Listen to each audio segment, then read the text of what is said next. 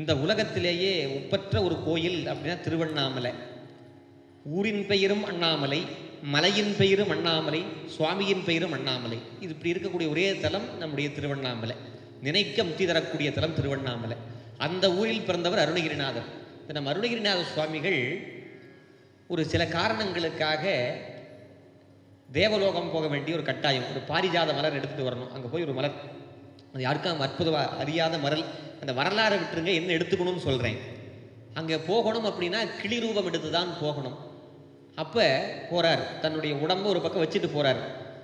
யாராக இருந்தாலும் வளர்ந்தால் சில பேர்த்துக்கு பிடிக்காது. அங்கிருந்த மந்திரவாதி என்ன பண்ணால் அவருடைய உடம்பை எரிச்சிட்டான் அல்லது மறைச்சிட்டான்னு ஒரு வரலாறு உண்டு. கிளி ரூபம் எடுத்து போனார். போய் அந்த மலர் எடுத்துகிட்டு வந்தார். மன்னனுடைய பிரச்சனையை தீர்த்தார். எல்லாம் முடிஞ்சிச்சு. பார்த்தா உடம்பை காணோம். மறுபடியும் அந்த உடம்புக்குள்ளே வரணும், வர முடியல.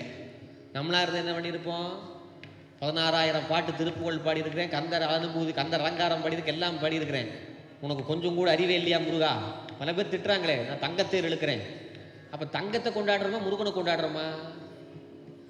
முருகனுக்கு முன்னாடி தங்கமும் சமமானது, தகரமும் சமமானது நம்ம நினச்சிட்டு போகணும். தங்கத்தேர் இழுத்தேன், எனக்கு ஏன் மாலை போடலை கேட்குறோமா இல்லையா? எந்த மாலை?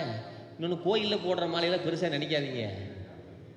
அடுத்த நாள் வேறு பக்கம் போகுது, அது நம்ம கழுத்தில் போடுறாங்க, அவ்வளோதான். முருகனுடைய கழுத்தில் இருந்தால் அழகாக இருக்கும். நம்ம கழுத்தில் யார் வாங்க போகிறா?